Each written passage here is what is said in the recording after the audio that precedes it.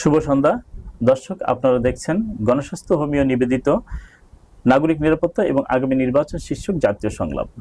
সঙ্গে আছে আমি বিএম এরশাদ। আমাদের আজকের অতিথি বাংলাদেশ ইসলামী ফ্রন্টের মহাসচিব ও বৃহত্তর সুন্নি জোটের শীর্ষ নেতা জননেতা অধ্যক্ষ আল্লামা শাহ উম আব্দুস সামাদ। আপনাকে আমাদের এই গণস্বাস্থ্য হোমিও নিবেদিত নাগরিক নিরাপত্তা ও আগামী নির্বাচন শীর্ষক সংলাপে স্বাগত। যে আমরা জানি বাংলাদেশ ইসলামিক ফ্রন্টের মহাসচিব আপনারা ইতিমধ্যে একটি বৃহত্তর সুন্নি জোটের ঘোষণা দিয়েছেন। পাশাপাশি আপনারা এটাও বলেছেন যে সারা দেশ থেকে আপনারা ৩০০ আসনের প্রার্থী দিবেন। তো বিষয়টা কি আমরা একটা সাংঘর্ষিক হচ্ছে কিনা, এবং এটা আপনার দলের থেকেই কিন্তু গুরুত্বপূর্ণ ব্যক্তিরা এই ঘোষণা দিয়েছেন। এটা সাংঘর্ষিক না, এটা সম্পূরক। একটা নির্বাচন, বাংলাদেশে যেহেতু ৩০০ আসন, এই ৩০০ আসন নির্বাচন করার চেষ্টা করাটাকে সাংঘর্ষিক বলা যাবে না। আরো জোটের না, আমরা দল থেকে দিব বলি না, সুন্নি জোট থেকে দিব বলছি। আচ্ছা, কথাটা লক্ষ্য করবেন। বাংলাদেশ ইসলামী ফ্রন্ট ৩০০ আসনে প্রার্থী দেবে সে কথাটা বলা হয়নি, বলা হয়েছে সুন্নি জোট ৩০০ আসনে প্রার্থী দেবে। তো সুতরাং এটা সাংঘর্ষিক নয়, বরঞ্চ নির্বাচনের জন্য এটা সম্পূরক। আগামী নির্বাচন নিয়ে আপনাদের চিন্তা চেতনা কেমন? আপনারা তো, আমরা জানি আপনারা ২০২৪ এবং ২০১৮ তথাকথিত ফ্যাসিস্ট সরকারের সাথে যুক্ত ছিলেন, এবং আমরা জানি যে আওয়ামী লীগ আগামী নির্বাচনে অংশগ্রহণ করতে পারছে না। পাশাপাশি এটাও আমরা শুনতে পাচ্ছি যে তৎকালীন সময়ে ওই সরকারের সাথে যারা সম্পর্কিত ছিল, বিশেষ করে ১৪ দল বা মহাজোটীয় যারা অন্তর্ভুক্ত ছিল, তারা নির্বাচনে অংশগ্রহণ করতে পারবে না। তো এমতো অবস্থায় আপনারা যে জাতীয় নির্বাচনে যাচ্ছেন, সেই নির্বাচনে জনগণ আপনাদেরকে কিভাবে মূল্যায়িত করবে? আসলে এখানে আপনার বক্তব্যের মধ্যে কিছু ভুল আছে, আমি একটু সংশোধন দিতে চাই। আমরা সরকারের সাথে কোনোভাবেই যুক্ত ছিলাম না। সরকারের নিজস্ব দল ছিল, ১৪ দলীয় জোট ছিল, হেফাজতের সাথে তাদের একটা সম্পর্ক, গভীর সম্পর্ক ছিল। আমরা যারা আহলে সুন্নতের অনুসারী, আমরা কখনো কোনোভাবে সরকারের সাথে যুক্ত ছিলাম না। আমরা নির্বাচন করেছি ১৮-তে, নির্বাচন করেছি ২৪-এ। ১৮ নির্বাচনে সবাই করেছে, ২৪-এর নির্বাচন আমরা চাপের মুখে নির্বাচন করেছি। অনেকে চাপ সহ্য করতে পেরেছে, অনেকে চাপ সহ্য করতে পারে নাই। এখানে একটা বিষয় আপনাকে লক্ষ্য করতে হবে, এসব নির্বাচনকে যারা অবৈধ বলে, যেমন মনে করেন বাংলাদেশ জাতীয়তাবাদী দল, তারা নির্বাচনকে অবৈধ বলেছে, আবার ঢাকায় মেয়রের গতি দখল করার জন্য আন্দোলন সংগ্রাম করেছে। নির্বাচনকে অবৈধ বলেছে, চট্টগ্রামে তাদের মেয়র এখন দায়িত্ব পালন করে যাচ্ছে। তো সুতরাং একদিকে নির্বাচনকে অবৈধ বলবে, অপরদিকে দায়িত্ব পালন করবে ওই যে আপনার ইসলামী শাসনতন্ত্র আন্দোলন। বরিশালে মেয়রের দায়িত্ব গ্রহণ করার জন্য প্রস্তুতি গ্রহণ করে আন্দোলন সংগ্রাম করেছে। হোমিওপ্যাথ এটা শুধু একটি চিকিৎসায় নয়, এটা একটি আস্থা, একটি ভরসার নাম।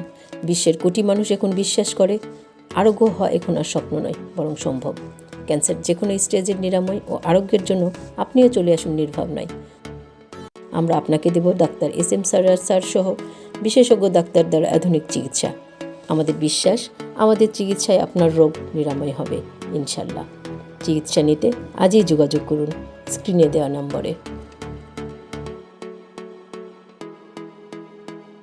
আমরা বলতে চাই, বিগত সরকার যে আচরণগুলো করেছে, তাদের আচরণকে খালি ফিল্ডে গোল না দেওয়ার লক্ষ্যে, চ্যালেঞ্জ করার লক্ষ্যে আমরা মাঠে নেমেছিলাম।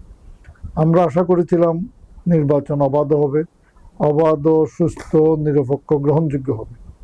কিন্তু তারা নির্বাচনকে রাত্রিকালীন করেছে, নির্বাচনকে অগ্রিম ঘোষণা দিয়েছে, নির্বাচন বুথ দখল করেছে।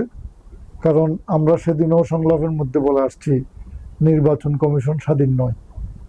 একটি সুষ্ঠু, অবাধ ও গ্রহণযোগ্য নির্বাচনের জন্য স্বাধীন নির্বাচন কমিশন দরকার। আমরা দীর্ঘদিন যাবৎ স্বাধীন নির্বাচন কমিশনের দাবি করে আসছিলাম। সেই স্বাধীন নির্বাচনের কমিশনের কথা আমরা সেদিন নির্বাচন কমিশনকে সামনাসামনি বলে আসছি। আমরা আশঙ্কা প্রকাশ করছি আগামী নির্বাচন নিয়েও। এই নির্বাচনও কতটুকু শঙ্কামুক্ত হতে পারে, জনগণ এখনো শঙ্কায় আছে। আমরা স্পষ্ট করে বলতে চাই, আগামী নির্বাচন যদি অবাধ, সুষ্ঠু, গ্রহণযোগ্য, সার্বজনীন নির্বাচনে পরিণত করা না যায়, বিগত সরকারের 3টি নির্বাচন জনগণের উপর আস্থা হারিয়েছে। যে আস্থার সংকটে জনগণ আসবে, সে আস্থা যদি ফিরে আনা না যায়, বাংলাদেশের নির্বাচনী কালচার ধূলিসাৎ হয়ে যেতে পারে। এই জাতির জন্য এটা বড় অশনি সংকেত। জাতি এটাকে কোনোভাবেই গ্রহণ করবে না। সুতরাং জাতি আশা করে আগামী জাতীয় সংসদ নির্বাচনটি একটি অবাধ, সুষ্ঠু, গ্রহণযোগ্য, সার্বজনীন নির্বাচনে পরিণত করবে। এই নির্বাচন কমিশন যদি সেটা করতে ব্যর্থ হয় তাহলে এই জাতির জন্য একটি চরম দুর্ভাগ্য পরিণত হতে পারে। জাতীয় পার্টি নির্বাচন করতে পারবে না পারবে এটা আইনি ব্যাপার, এটা সাংবিধানিক বাধ্যবাধকতা। কারণ তাদের নিবন্ধন যদি থাকে, তাদের কার্যক্রম যদি বৈধতা দেয়, নির্বাচন কমিশন যদি তাদেরকে নির্বাচন করার সুযোগ দেয়, তাহলে তারা নির্বাচন করতে পারবে না কেন? হোমিওপ্যাথ এটা শুধু একটি চিকিৎসাই নয়, এটা একটি আস্থা, একটি ভরসার নাম। বিশ্বের কোটি মানুষ এখন বিশ্বাস করে আরোগ্য হওয়া এখন আর স্বপ্ন নয়, বরং সম্ভব। ক্যান্সার যে কোনো স্টেজের নিরাময় ও আরোগ্যের জন্য আপনিও চলে আসুন নির্ভাবনায়। আমরা আপনাকে দেব ডাক্তার SM সারোয়ার স্যার সহ বিশেষজ্ঞ ডাক্তার দ্বারা আধুনিক চিকিৎসা। আমাদের বিশ্বাস, আমাদের চিকিৎসায় আপনার রোগ নিরাময় হবে। আইনগতভাবে জাতীয় পার্টির নির্বাচন চিকিৎসা নিতে আজই যোগাযোগ করুন বৈধতা নাই এটা আমি স্ক্রিনে দেওয়া জানি না, নম্বরে। তবে এটুকু সত্য, আওয়ামী লীগকে জাতীয় পার্টি বারবার বৈধতা দিয়েছে। এই বৈধতার বিনিময়ে তারা ক্ষমতার অংশীদারিত্ব নিয়েছে। এই বিষয়গুলো বিবেচনায় এনে তাদের এই কার্যক্রমগুলো জনগণের কাঠগড়ায় বিবেচিত হতে পারে। জনগণের কাঠগড়ায় তাদের বিচার হওয়া উচিত। জনগণ নির্ধারণ করবে যারা সরকারের সহযোগী ছিল তাদেরকে গ্রহণ করবে না বর্জন করবে। কিন্তু সেটা তো নির্বাচনের মাধ্যমে জনগণের প্রতিশ্রুতি আসতে পারে, এখন প্রতিফলনটা ঘটতে ব্যাপার পারে। হলো যে জাতীয় পার্টি তো এখন একটা হলো যে যেটাকে বলা যায় যে ডাল নাই তলোয়ার নাই নিধিরাম সর্দার। জাতীয় পার্টির কিছু নেতা আছে, জাতীয় পার্টির কোনো কর্মীর সাথে আমাদের কোনো পরিচয় নেই। তাহলে কি আপনি মনে করেন যে জাতীয় পার্টি থেকে আপনার দল শক্তিশালী? জাতীয় পার্টি তো বিগত 9 বছর রাষ্ট্রীয় ক্ষমতায় থেকেছে এবং তারা প্রত্যেকটা নির্বাচনে সংসদ সদস্য নির্বাচিত হয়েছে একাধিক। ইসলামী ফ্রন্ট অবশ্যই জাতীয় পার্টির চেয়ে অনেক অনেক অনেক বেশি শক্তিশালী দল। কিন্তু তারা তো বিগত যতগুলো ওই নির্বাচন হয়েছে তাদের আসন আছে। আমি আপনাকে একটা কথা স্পষ্ট করি, এই আসন তো আসন নয়, এই আসন আরেকজনের অংশীদারিত্ব, এটাকে আসন বলা যাবে না। আমরা জাতীয় পার্টির সাথে 18 নির্বাচন আগে জোট ছিলাম, যদিও নির্বাচনের আগে আপনারা জানেন এরশাদ সাহেবকে অন্তরীণ করা হয়েছিল, জোটটা ভেঙে গিয়েছিল। সেদিন চট্টগ্রামে একটি জনসভায় ঢাকার সরোয়ারদের সমাবেশে এরশাদ সাহেব বলেছিলেন, যেদিকে তাকাই সেদিকেই মোমবাতি, সব মোমবাতি, লাঙ্গল তো দেখছি না, আমিও আজকের থেকে মোমবাতি। তো সুতরাং জাতীয় পার্টির চেয়ে অবশ্যই বাংলাদেশ ইসলামী ফ্রন্ট অনেক বেশি শক্তিশালী, সেটা স্বয়ং জেনারেল এরশাদ সাহেব স্বীকার করে নিয়েছে। বাংলাদেশ ইসলামিক ফ্রন্ট, ইসলামী ফ্রন্ট আগামী নির্বাচনের প্রস্তুতি কেমন? আলহামদুলিল্লাহ প্রস্তুতি চলছে। আপনি কোথা থেকে নির্বাচন করছেন? এটা দল নির্ধারণ করবে। তারপরে তো একটা হবি থাকে, আপনি যেহেতু দলের মহাসচিব। না, এখানে আমাদের দলতে নিজের ইচ্ছার কোনো প্রতিফলন হয় না, সামগ্রিক চিন্তাধারার প্রতিফলন হয়। সুতরাং বিষয়টি আমি এটা করব, আমি ওইটা করব, আপনারা লক্ষ্য করবেন আমরা কোথাও কোনো কথা বলার সময় আমি বলি না, আমরা বলি, এটা আমরা সিদ্ধান্ত নিয়ে কথা বলি। তো সুতরাং বিষয়টাকে এককভাবে আমি এটা করব সেটা চিন্তা করার সুযোগ নেই। দল নির্ধারণ যদি করে যে আমাকে নির্বাচন করতে হবে, নির্বাচন করব। দল যদি সিদ্ধান্ত দেয় আমাকে নির্বাচন পরিচালনা করতে হবে, তো আমি নির্বাচন পরিচালনা করব। আরেকটা গুরুত্বপূর্ণ বিষয় আপনার কাছে জানতে চাইবো, আমরা জানি বিগত 17 বছর মানুষ কিন্তু ভোট দেওয়ার কোনো সুযোগ বা অধিকার পায়নি এবং মানুষ ভোট কেন্দ্রেও সেভাবে যায়নি। তো আগামী নির্বাচনে কিন্তু মানুষের জনমনে একটা আশঙ্কা যে নির্বাচন সুষ্ঠু হবে কিনা, ভোট কেন্দ্রে গেলে তারা আদৌ নিরাপত্তার সাথে ভোট দিতে পারবে কিনা। হোমিওপ্যাথ এটা শুধু একটি চিকিৎসাই নয়, এটা একটি আস্থা, একটি ভরসার নাম।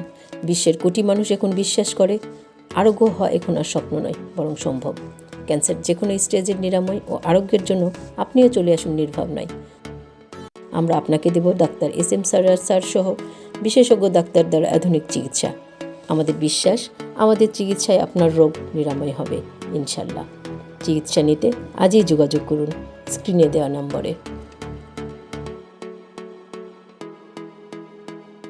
আশার মধ্যে বেঁচে থাকে, হতাশার মধ্যে মানুষ বেঁচে থাকতে পারে না। আমি জনগণকে বলবো হতাশ হওয়ার কারণ নেই।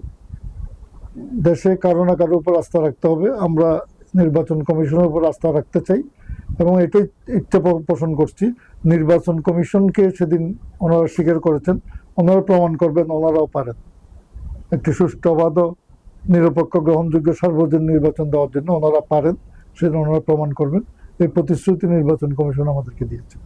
আপনারা মোটামুটি এই প্রতিশ্রুতি আশাবাদী যে আগামী নির্বাচন সুষ্ঠু হবে, এমনটাই? আমরা আশা নিয়ে বেঁচে থাকতে চাই, হতাশার মধ্যে কোনো সমাধান হয় না, সমাধান নেই। আমরা আশা করছি সেই আশা যদি আশাহত হয়, সেই আশা যদি ভঙ্গ হয়, তাহলে এদেশ থেকে চিরতরে নির্বাচনী কালচার উচ্ছেদ হয়ে যাবে। যে আপনি বৃহত্তর সুন্নি জোটের শীর্ষ নেতা এবং বাংলাদেশ ইসলামী ফ্রন্টের মহাসচিব, এই মুহূর্তে আপনি দর্শকদের উদ্দেশ্যে এবং আপনার ভোটারদের উদ্দেশ্যে কি বলবেন? আমরা বাংলাদেশে দেশ অলিয়াদের দেশ, আল্লাহর অলিদের মাধ্যমে দেশে ইসলাম আসছে। সুফিবাদ এবং আহলে সুন্নত এটা ইসলামের মূলধারা। আহলে সুন্নত ওয়াল জামাতের দর্শনে এদেশে আমরা বেঁচে আছি, আমরা জীবনযাত্রা পরিচালনা করি। পৃথিবীতে স্বীকৃত দুটি মতবাদ হলো একটি শিয়া, একটি সুন্নি। আমরা মৌলিকভাবে সুন্নি মতাদর্শ অনুসারী। আমরা সুন্নি মতাদর্শ অনুসারে যদি সুন্নি মতাদর্শ দলকে, জোটকে, প্রার্থীকে স্বতঃস্ফূর্তভাবে নির্বাচন করি, ভোট দিই, ইনশাল্লাহ আগামীতে সুন্নি জোটের বিশাল জর্জিত হবে। যে আপনাকে অসংখ্য ধন্যবাদ অধ্যাপক আল্লামা শাহ আব্দুস সামাদ, আমাদের SBTVর আজকের এই সংলাপে অংশগ্রহণ করার জন্য এবং আপনার মূল্যবান সময় দেওয়ার জন্য আপনাকে অসংখ্য ধন্যবাদ। আমিও আপনাদের টিভির দর্শক শ্রোতাদেরকে ধন্যবাদ জানাচ্ছি। আশা করছি রাজনৈতিক সংকট থেকে দেশকে উত্তরণের জন্য স্বতঃস্ফূর্তভাবে সবাই এগিয়ে আসবে এবং বৃহত্তর সুন্নি জোটের সাথে থাকবে। আসসালামু আলাইকুম রহমতুল্লাহ।